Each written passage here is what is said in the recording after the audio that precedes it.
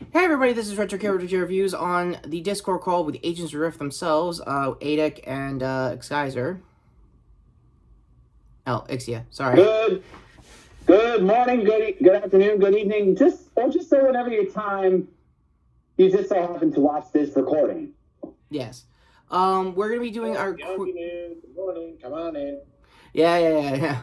We're gonna be doing our quick non-spoilers review for the first two episodes of Hawkeye, episodes 1 and 2.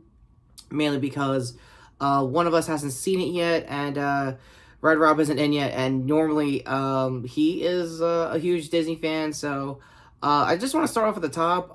This isn't a huge spoiler, Xyzer, but that Rogers Broadway musical, I've had the song stuck in my head ever since last week, and I'm like, how the hell they do it? You know, yeah, as soon as I was watching that, I was like, this is almost like something Lin-Manuel Miranda would do. Am I right? Yeah, I think any of the backgrounds, I guess technicals I found about this through Kind of Funny, is that basically they had some people who were in Broadway production from like Rent to even oh, what the hell was that? Hamilton actually helping out on the choreography and stuff like that, and obviously the song itself for Rogers. And yeah, as speaking at myself and Adek as card-carrying New Yorkers, you would see this kind of Broadway play just get like splintered or like spammed throughout like all of our advertising, like all Christmas season long, because this would be like the thing that would move, essentially merge for like the Broadway scene. So starting off, it's basically taking place, where were we on the timeline? Because I think it's long after Endgame, obviously, in Hawkeye's case, but... Yeah. Yeah, if I'm wrong, yeah, I think the timeline takes place somewhere around Christmas 2024. So that's what I'm on about. I mean, it's another 3 years from now. It sounds about right, and it sounds and looks like the New York I remember, so nothing new there. Most of the story is based on My Life as a Weapon, from the comic run they're using for not only to show what Clint's been doing in between movies, but to introduce Kate Bishop, played by Haley Steinfeld.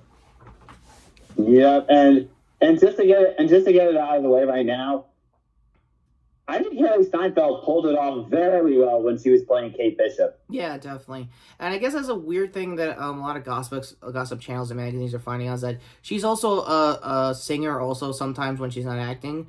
So is Jeremy Renner, and everyone's been kind of shipping the idea of them doing like a duet album or something. Oh my god, that would be freaking awesome. I know they're gonna do one song in character of like some like getting the perfect shot or like just like one upping each other or something like that. That'd be a bridge song if anything. My dad was not really lyricist. My dad was a guitarist and stuff like that, so I know some basic musical things that they're gonna have to do bridge wise. Oh my god, that would be freaking awesome. If that does not happen, then I don't know what is. All right. Another thing about the comic run they're basing off of is the dog. He's also in the marketing, Xyzer, and he is a cute dog. He's like a one-eyed like rescue. I guess not Doberman. Terrier mix, I guess. Again, that was like the breed I grew up with, so that's kind of how I associate most dogs. Not all dogs, just letting my audience know right there. Yep, and he goes by the name of Ricky the Pizza Dog, nonetheless. Yeah, again. Yeah, so most of the first episode was basing what Kate's been doing in between all the movies, last 10 years at least. Actually, it would be 12 since we're going that far into the future. Unless she got snapped, which I don't buy, because I think people confirmed her and her entire family didn't get snapped during the blip. Yeah, it makes sense. Although just to get it off my chest now, I may as well channel Napa from DBZA when I see Lucky the Pizza Dog going, it's so Yeah. Same thing. For episode 2, I basically all you need to know about episode 1, it was just setting the scene, setting everything. Also emphasizing what Clint was doing during his Ronin years, that he was basically what a lot of people in the comics do use. Actually, guys, the Ronin costume is kind of a placeholder for people who want to like come back from the dead. I tried to do this as a, I guess, I was going to do a preview short for this, in case anyone was asking. That's not happening. I think of the Ronin costume as like the druid thing that Vince McMahon did, saying, "It was me, Austin!" All along kind of stuff. Oh, son of a bitch. Yeah. It's basically the comic equivalent of that, because I think Comic Drake did a quick, everyone who awarded the costume, and turns out, he found out that Blade actually was using it for a hot minute, and the only thing he did to differentiate between him and the other guys was just put his usual trench coat on. It's like, okay, now that's Trip. I see where you're going here, buddy. And besides, now speaking of Christmas, isn't there another MCU property that's going to be taking place at Christmas? Oh yeah, Spider-Man, No Way Scalped Home. For myself and Adic, we found out when, when the tickets were available as of yesterday of this recording. It took no time flat to be scalped up to high heaven. To even the tickets were going $20,000 on some cases. Yeah. In fact, and here's what's worse, guys. I was searching eBay last night, and for some freaking reason, there was a scalper who put up a ticket for Spider-Man No Way Home, and guess how much it cost? You ready for this? $25,000. Oh my god. Yeah, that's some bullshit. Like we said, we're going to wrap it up to final thoughts. We're going to keep this as non-spoilers as we can. For myself and everyone here, I highly recommend watching the show. It's definitely a really good placeholder after everything that's happened post-Endgame. Even if you want to see it as like a Christmas, holiday kind of like event series, it's totally worth it. Do we all think that he might get a season 2, or in Kate's case, because I feel like she should get a movie and do the building blocks of doing either West Coast Avengers that he can lead, Clint-wise, or just do New Avengers in Kate's End?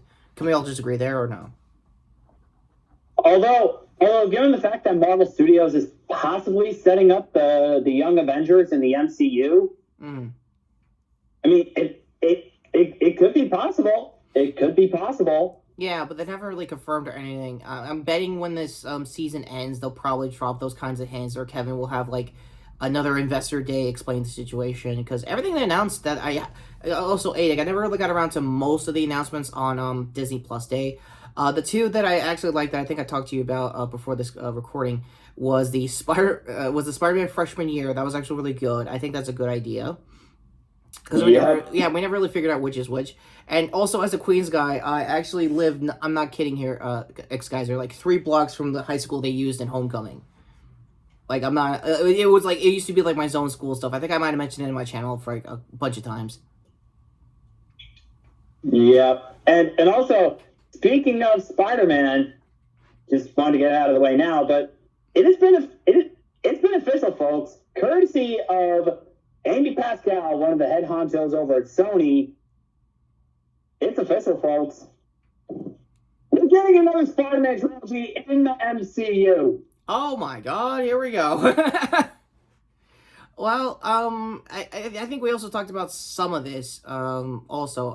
For the fourth one, I guess they want to do the symbiote costume, since they are trying to drag Tom Hardy into this. I don't know. It's the closest to Tom Hardy I'm gonna get. So, that sounds cool. For the thing is, after that, the fourth movie is what I think Toby wanted, and a third movie in general is what Andrew wanted. By the way, we all think that they're showing up in No Way Home, in case anyone was asking my audience. Yeah, they're gonna show. Yeah. It's a matter of when, not if. It's a matter of when.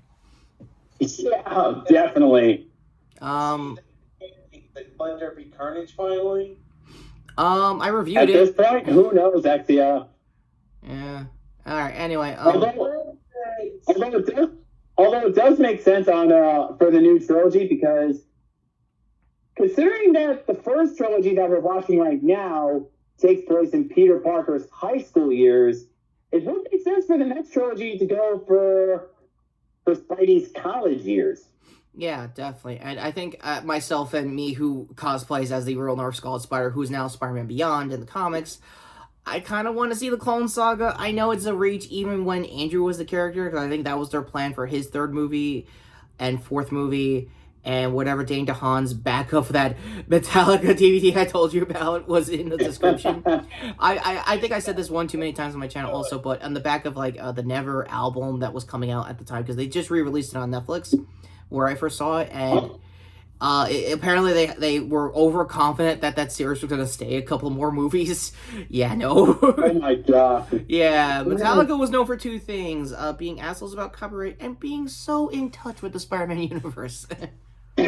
I mean, it does make sense. And also, why would I get the feeling that Gwen Stacy might show up somewhere in the next trilogy? Probably they're gonna have to. I don't know who they're gonna get for MCU Gwen. If they want to do Emma Stone as like Ghost Spider now in the comics, that would be pretty cool.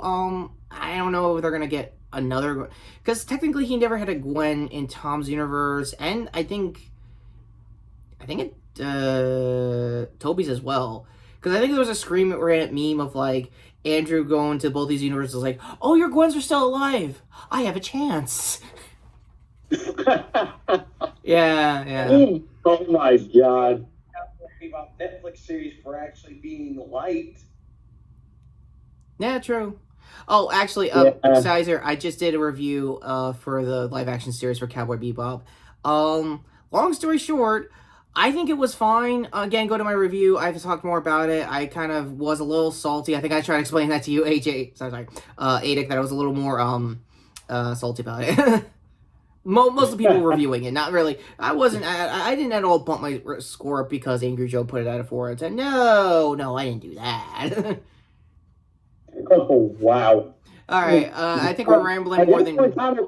But I guess only time will tell when December 17th rolls around, because, oh boy. Yeah.